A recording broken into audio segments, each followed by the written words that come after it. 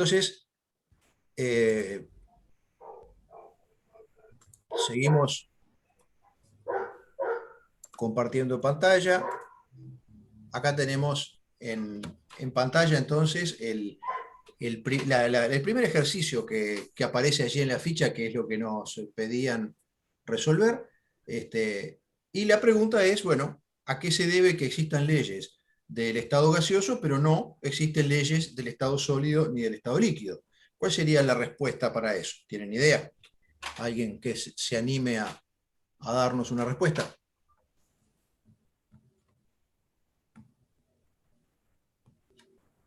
¿Qué vimos la clase pasada que pasa con los gases y que no pasa así con los sólidos y con los líquidos? ¿Era por lo de la fuerza de atracción? Tiene que ver con las fuerzas de atracción, ahí está, es decir, en los gases no están presentes las fuerzas de atracción o se pueden considerar despreciables, mientras que en los sólidos y en los líquidos sí que están presentes. ¿Y eso qué consecuencia tiene a nivel de su comportamiento? De su comportamiento ¿Que es macroscópico. homogéneo? Bien, que en el caso de los gases, el comportamiento es general, es decir, todos los gases tienden a comportarse de la misma forma, mientras que no sucede lo mismo con los sólidos y con los líquidos. Justamente, como hay fuerzas de atracción presentes, el comportamiento físico de un sólido es distinto del de otro, el de un líquido es distinto del de otro.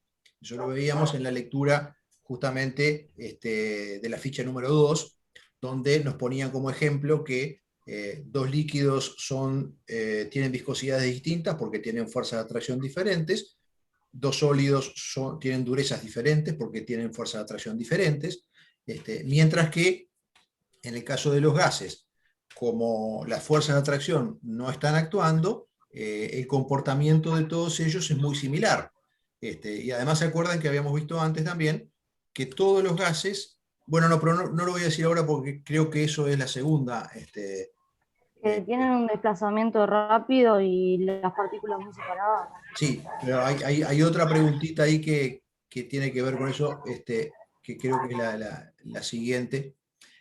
Acá justamente tenemos la respuesta, ¿verdad? A eso que decíamos recién, ¿no? Y esto se debe a que todos los gases tienden a comportarse de la misma manera, mientras que sólidos y líquidos presentan comportamientos particulares.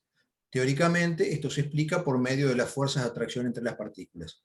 En los sólidos y en los líquidos estas fuerzas están presentes y son diferentes en cada sustancia. Por eso, un líquido puede ser más viscoso que otro o tener una temperatura de ebullición mayor que otro. Y también puede haber sólidos más duros unos que otros, o que presenten una temperatura de fusión diferente uno de otro. Como en los gases estas fuerzas prácticamente no existen, todos tienden a comportarse de forma similar en lo que refiere a sus propiedades físicas. Dice releer ficha número 2, teórica resuelta, ¿no? Es decir, si hay dudas sobre esto, volvemos a leer esa ficha. Yo después les voy a subir este PowerPoint, se los voy a compartir en la plataforma, de modo que ustedes van a tener estas preguntas y sus respuestas ya también todo junto, ¿verdad? Vamos a la segunda diapositiva, ¿no? En la segunda diapositiva nos piden ordenar estas sustancias que aparecen aquí en esta tabla, que son el agua, el amoníaco y el sulfuro de hidrógeno, según grado creciente de atracción entre sus partículas, o sea, de aquella que se atrae menos a aquella que se atrae más. ¿Y qué aparece como información en esta tabla?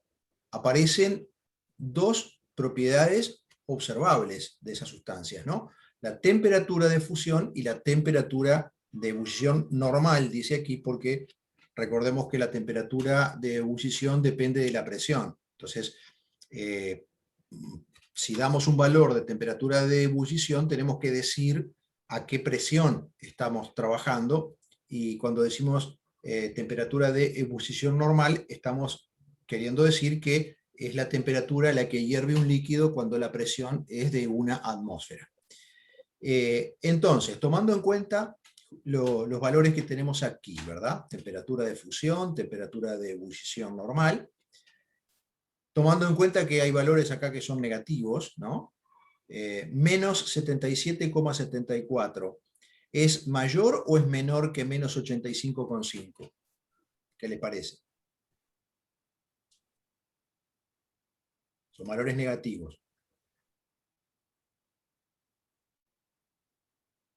¿Nadie arriesga una respuesta?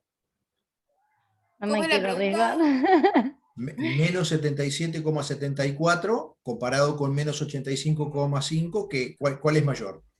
El 85. No, el menos 77. O sea, estamos con valores negativos, ¿no? Es decir, 0, menos 1, menos 2, menos 3, menos 4, o sea, menos 1 es más grande que menos 2, menos 2 es más grande que menos 3, ¿no? Entonces, Claro, claro. menos 77,74 va a ser más grande que menos 85,5. Del mismo modo, en las temperaturas de ebullición, menos 33,33 va a ser más grande que menos 59,55. Bueno, entonces, habiendo aclarado eso, ¿en cuál de estas tres sustancias las fuerzas de atracción entre las partículas les parece a ustedes que son mayores?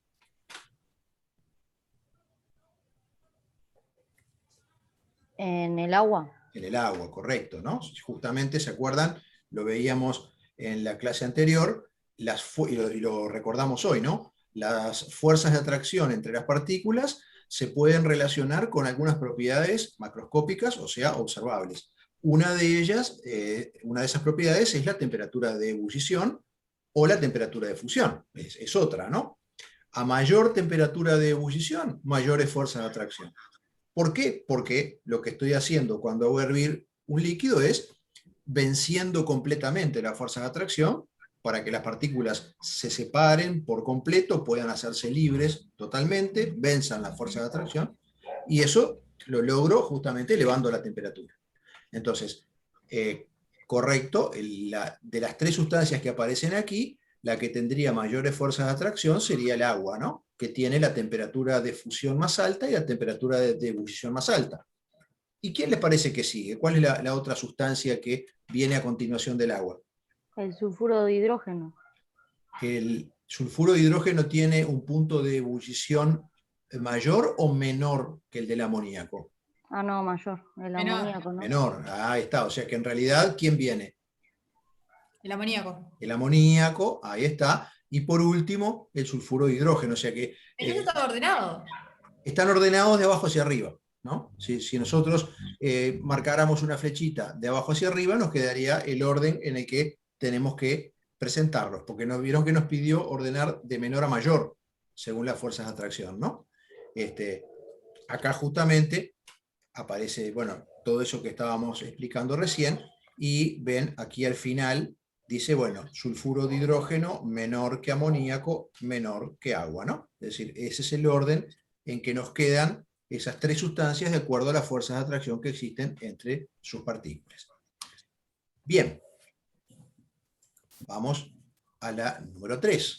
Dice, ¿en qué condiciones un gas real aproxima su comportamiento al de un gas ideal? Eso lo estuvimos charlando también cuando leímos la teoría cinético-molecular, ¿no? Que decíamos, bueno, esta teoría es para un gas ideal que no existe. Pero si yo logro darme cuenta de cuándo los gases reales se pueden parecer al gas ideal, entonces puedo usar esa teoría. ¿Y a qué conclusiones habíamos llegado? ¿En qué condiciones? Lo mencionamos hoy al principio. Un gas real se parece a este gas ideal que no existe. ¿Se acuerdan? Yo puse cuando la presión es baja. ¿Cuándo? La temperatura es alta. Cuando la presión es baja y las Correctísimo. temperaturas altas. Ahí está, correctísimo. Es decir, tal como aparece en la ficha de trabajo número 2, los gases reales se comportan de manera similar al gas ideal y por lo tanto también de manera similar entre ellos, ¿no? Cuando la presión es baja y la temperatura es alta. ¿Y eso cuándo ocurre? ¿Qué puedo considerar yo que es una presión baja? Bueno, la presión ambiente se puede considerar baja para la mayor parte de los gases reales y hasta 5 veces la presión ambiente. O sea, hasta 5 atmósferas de presión, puedo tomarla como un valor de presión bajo para la mayor parte de los gases reales. O sea que no es una presión que uno diría normalmente muy pequeña, ¿no? Y la temperatura ambiente se puede considerar ya como una temperatura alta. Entonces, en las condiciones de laboratorio en las que nosotros por lo general trabajamos con los gases reales, estamos trabajando con gases que se comportarían de manera parecida a ese gas ideal que yo me inventé. Y también entonces se comportan de manera parecida entre ellos, porque si se parecen todos al gas ideal, se parecen también todos entre ellos. Bien, así que, como bien decía Mariana, era, ¿no? Que había contestado esto, creo. A bajas presiones y altas temperaturas ocurre eso de que los gases reales se parecen al gas ideal. ¿Alguna duda hasta aquí? ¿No? Bueno, No. vamos a No fui yo igual, profe, la que ¿A quién, contestó. quién? No fui yo la que contestó, no sé No, quién no fue. fuiste tú, Mariana. Bueno, yo no, lo que pasa es que no veo todos los participantes acá. Y bueno, bien. Vamos al 4. Dice, si se te da un sistema gaseoso, ¿no? Yo tengo un gas en un recipiente, por ejemplo. Dice, ¿qué podrías hacer para tener una idea aproximada del volumen real que ocupan sus partículas? No sé si se entiende la idea, ¿no? Cuando nosotros tenemos un gas en un recipiente, lo que tenemos es mayormente espacio vacío, porque esas partículas están tremendamente alejadas unas de otras y lo que predomina dentro de ese recipiente es el espacio libre para que las partículas se muevan. Si yo quisiera tener una idea más o menos aproximada de cuál es el espacio que ocupan dentro de ese recipiente solamente las partículas, ¿qué podríamos hacer? ¿Qué se les ocurre? Aumentar la presión. Eso mismo. A ver si, de vuelta. Yo dije aumentar la presión. Aumentar la presión. ¿Y aumentarla hasta cuándo? ¿Hasta lograr qué? Supongo que la idea de aumentar la presión es empezar a juntar esas partículas cada vez más, ¿no? ¿Estoy bien? ¿Esa es la idea? Sí. Sí, ahí está. Y entonces, ¿cuándo tendría yo esas partículas lo más juntas que se pueda? Porque va a llegar un momento que no vas a poder comprimir más, en realidad. ¿Cuándo? Ay, no sabía. ¿Cuándo me va a pasar eso? Si yo comprimo y comprimo y junto y junto y junto y junto, ¿qué le va a pasar en algún momento a ese gas? Se va a expandir, se va a salir. No, lo tengo encerrado en el recipiente. El recipiente aguanta lo que sea. Yo voy bajando una pared, comprimo, comprimo, comprimo. Si yo lo comprimo mucho y junto mucho esas partículas, ¿qué les parece que le va a pasar a ese gas? Seguirá siendo... Va a cambiar de estado. Exacto, ahí está. Es decir, ese gas se me va a condensar, ¿sí? Se me va a transformar en un líquido. Y ahí las partículas ya están bastante juntas, ¿no? Ya el espacio libre es mucho menor. ¿Y puedo lograr que el espacio libre sea todavía menor que ese? ¿Qué tendría que hacer con ese líquido ahora? ¿Cambiarlo de estado de nuevo? Cambiar, ahí está, llevarlo a qué estado? A sólido. A sólido, ahí está. Es decir, cuando las partículas están más juntas es cuando yo tengo la sustancia como un sólido, ¿verdad? O sea, ahí ya reduje el espacio libre casi al mínimo.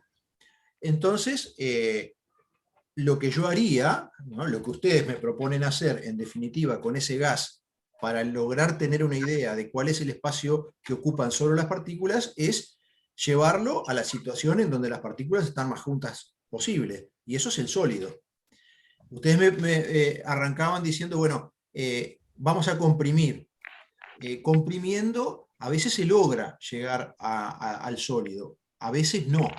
Ahora, hay otro camino por el que lo voy a lograr prácticamente siempre. ¿Cuál es el otro camino que no sea comprimir para llevar algo de gas a sólido?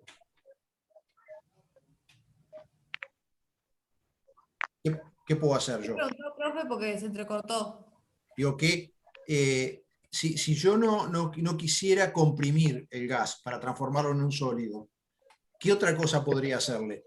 Que también lo va a Ponerle baja terminar... temperatura. Bajarle la temperatura, ahí está. Es decir, yo lo enfrío, va a condensar en determinado momento, o sea, voy a tener un líquido, lo sigo enfriando, voy a terminar en el sólido. Entonces, correcto, eso es lo que justamente tenemos en esta otra respuesta, ¿no? Que le va a quedar a ustedes. ¿Era que se llamaba deposición, puede ser? Bueno, la deposición es en realidad el pasaje directo del estado gaseoso al estado sólido. A veces se logra, según las condiciones y según la sustancia, o si no, bueno, hago todos los cambios de estado, ¿no? Es decir, enfrío, condensa, tengo líquido, sigo enfriando, solidifica. Ahí ya tengo el sólido, las partículas están lo más juntas posibles. Entonces, un camino sería comprimir, no siempre es fácil llevar un gas hasta el estado sólido comprimiendo. Otro camino, un poco más seguro, donde lo más probable es que lo consiga, es enfriar, ¿no? Se enfrió, en algún momento eso va a quedar como un sólido. Bien, pero la idea, en definitiva, que ustedes planteaban como base del razonamiento está perfecta. Juntemos esas partículas lo más posible, hagamos desaparecer el espacio libre lo más que se pueda, y eso se logra cuando lo llevamos de gas a sólido, ¿no? Por el camino que podamos, comprimiendo o enfriando. Bien, me gustó la respuesta. Vamos a la situación número 5. Esta ya es una situación más de la vida diaria, ¿no? Dice, el propietario de un ómnibus que transporta adolescentes les solicita reiteradamente que no se arrodillen sobre el asiento, pues lo dañan. Sin embargo, los jóvenes argumentan que eso no es posible, pues su peso es el mismo, sentados que arrodillados. ¿Quién te parece que estará en lo cierto? Explica. ¿Qué les parece a ustedes? ¿Cuál es el tema acá? El chofer. conductor. ¿Por qué? Y porque sentado está haciendo el peso desde, vamos a decir, desde la cola hacia la cabeza. Y ya arrodillado ya está haciendo el peso de casi todo el cuerpo. Bueno. La superficie es más chiquita, entonces... Ahí está. Es decir, en realidad, lo que dicen los estudiantes, que ellos arrodillados pesan lo mismo que sentados, eso es verdad. Ahora, el problema es que en realidad lo que rompe el asiento no es el peso, es la presión. Y se acuerdan que la presión es la fuerza dividida el área o superficie de aplicación. Entonces, como bien decían por allí, no es lo mismo el peso distribuido sobre la cola y las piernas que el mismo peso distribuido solamente en las rodillas, ¿no? La presión en el segundo caso es muy superior, y eso es lo que termina dañando los asientos, ¿no? Entonces, si bien los estudiantes lo que dicen no es mentira, es verdad, pesan lo mismo, el problema es que no están apuntando a la situación real. La situación real es que lo que rompe el asiento es la presión, no el peso. O sea que, bien, el dueño del vehículo es el que está en lo correcto. Vamos a la pregunta número 6. Dice, ¿cómo se interpreta la presión de un gas al nivel corpuscular según la teoría cinético-molecular? Es decir, la presión que hace un gas dentro de un recipiente. ¿Cómo se explica usando mi modelo de partículas que están en movimiento? ¿Cuál sería la razón por la que un gas hace presión dentro de un recipiente? ¿O cómo logra hacer presión dentro de un recipiente?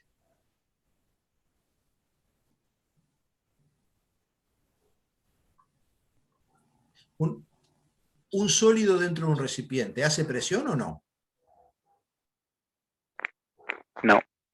Si yo coloco una pesita dentro de un vaso, ¿esa pesita no está haciendo presión en ningún lugar en el vaso? Bueno, sí. ¿En Sí, dónde? en la superficie de apoyo. Ahí está, solamente en ese caso en la base del vaso, ¿no? Bien, si yo ahora coloco un líquido dentro del vaso, ¿ese líquido hace presión? Sí. Sí, ¿dónde hace presión? En todo nivel que ocupe el nivel de líquido. O sea, hace presión en el fondo y en las paredes de los costados, ¿no? Sí.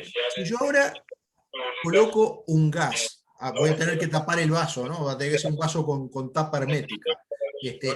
Si yo coloco un gas ahora dentro del recipiente, ¿hace Hace fuerza en presión? las 4 paredes. Hace presión en las 4 paredes. ¿Y por qué esa diferencia? ¿Por qué el gas logra hacer presión en las 4 paredes, mientras que el sólido solamente en una, donde está apoyado, y el líquido en 3, digamos, de las paredes? Por el desplazamiento de las partículas. Exacto. Y entonces, ¿en qué momento esas partículas hacen presión contra la pared?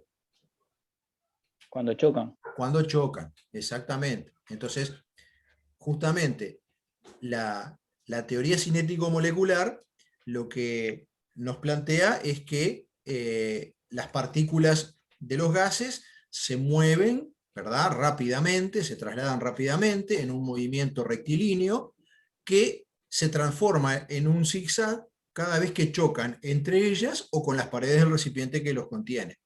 Cuando chocan entre ellas, eso desde afuera no se nota, no hay, yo no puedo medir nada. Pero cuando chocan contra las paredes del recipiente, ahí sí están haciendo fuerza, esa fuerza se distribuye en toda la superficie de las paredes del recipiente, y esa es la presión del gas. O sea que la presión del gas, según la teoría cinético-molecular, es consecuencia de los choques de las partículas contra las paredes del recipiente que las contiene. Correcto. Bien.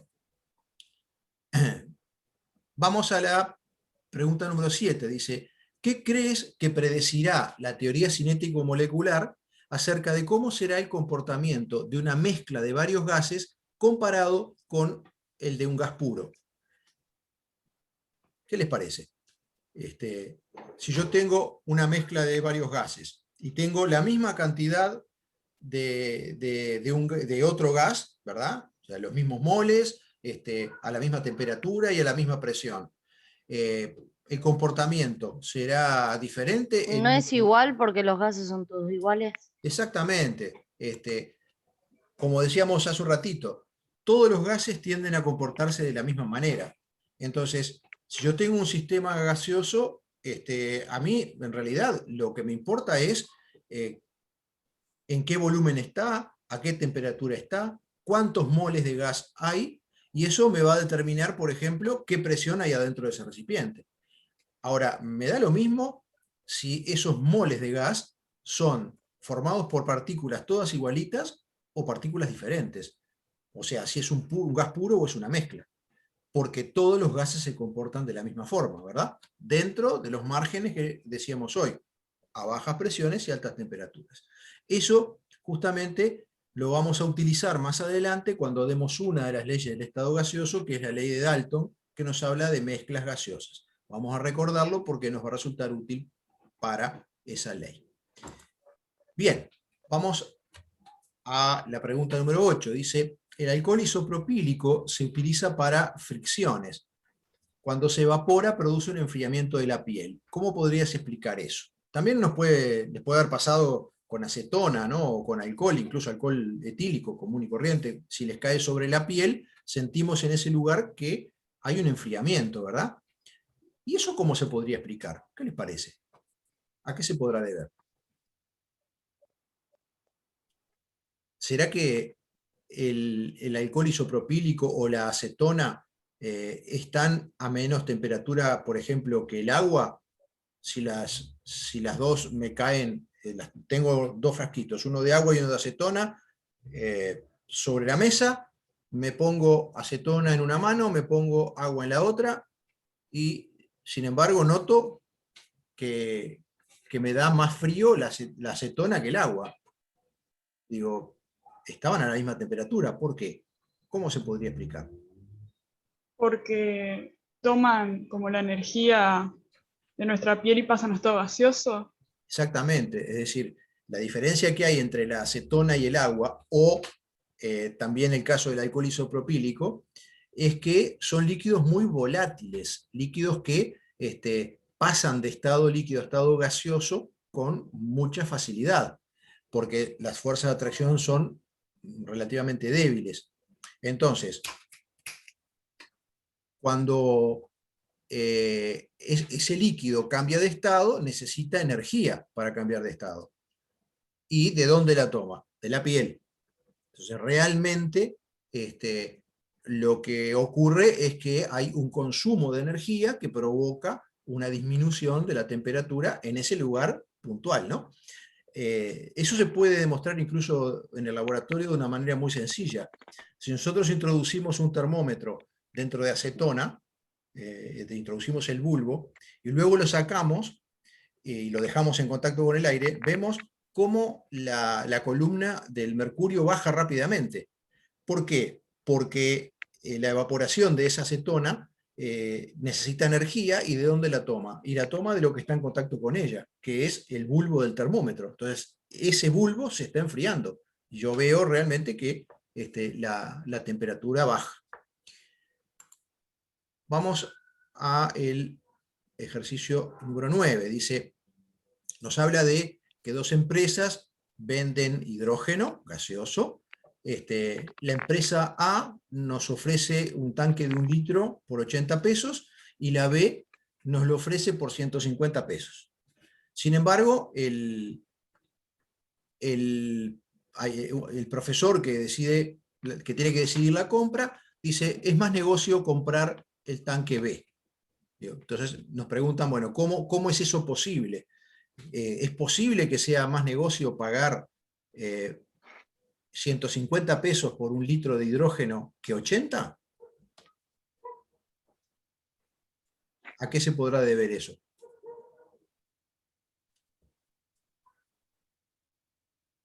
¿Ustedes compran gas por litro? ¿Cómo compran el gas? Yo qué sé, 13 kilos por ejemplo, la garrafa. Lo compran por kilo, ¿verdad? Garrafa de 13, garrafa de 3 kilos, garrafa de 1,5 kilos, garrafa de medio kilo, pero nunca lo compran por volumen. ¿Por qué no lo compran por volumen? ¿Qué pasa con el volumen de los gases?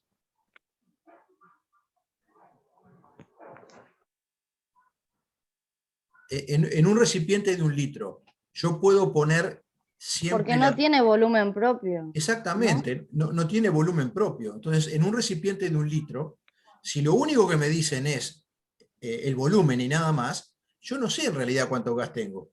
Puedo tener muchísimo gas o muy poquito gas.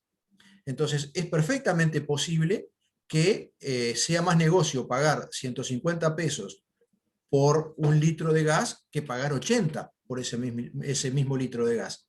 ¿Qué es lo que seguramente va a ser distinto en el recipiente de 150 pesos? La cantidad de gas que tengo, ¿no? Si fuese por lo menos el doble, ya es más negocio que el otro, ¿verdad? Porque 150 no llega a ser el doble de 80. Si yo tengo el doble de gas en ese recipiente de 1 litro, en el de 150 pesos, es más negocio. ¿Y cómo podríamos de manera práctica demostrar que hay como mínimo el doble de gas en el recipiente B comparado con el A? ¿Qué le podríamos medir? La presión. La presión, correcto. Es decir, si tuviera como mínimo el doble de presión en el recipiente B que en el A, eso me está indicando que como es, la misma temperatura y el mismo volumen, tengo el doble de gas. Y si no tengo manómetro para medir la presión, ¿qué otra cosa podría medir? Que también me va a decir acá adentro hay más gas. El peso. Ahí está, la masa, ¿no? Determino la masa de supongamos que los dos recipientes vacíos pesarían igual, ¿no? Tendrían la misma masa. Entonces digo, si es el mismo gas, el mismo volumen y la misma temperatura y la misma presión, entonces digo, tengo que tener, la misma temperatura, entonces tengo que tener más masa para poder decir tengo más gas dentro del recipiente. Si la masa fuera como mínimo el doble, entonces es más negocio ese recipiente de 150 pesos que el de 80. Eso ustedes lo tienen acá. También en la respuesta, ¿no? Bien, ahí estamos entonces en los 9 ejercicios que yo les había pedido inicialmente. ¿Cómo anduvieron con los, nos queda un minuto 10, digo, ¿cómo anduvieron con los de cálculo? ¿Pudieron hacer alguno? Yo todavía no los empecé a hacer. Yo tampoco. Bueno, entonces vamos a hacer lo siguiente. Vamos a dejar los ejercicios de cálculo para el encuentro que viene, ¿sí? Les doy una semanita más, igual estamos bien de tiempo, y la semana que viene vemos esos ejercicios que son de cálculo. Recuerden que tienen la respuesta en la propia ficha para ustedes verificar si los resultados están bien o no. Y entonces, la próxima, mayormente aclaramos dudas. ¿Está bien? Buenísimo. Profe, Sí. yo pude hacer el 11, el 12 no hubo manera. Bien, bueno, los vemos entonces, la próxima vemos todos, ¿no? Bien. Aclaramos dudas puntuales, pero además los vamos haciendo uno por uno. ¿De acuerdo? Bien, bien. Bien, bueno, Nos vemos. nos vemos, hasta Nos luego. vemos. Chao, Chao, chao. que anden bien. Chao, Chao, nos profe. vemos.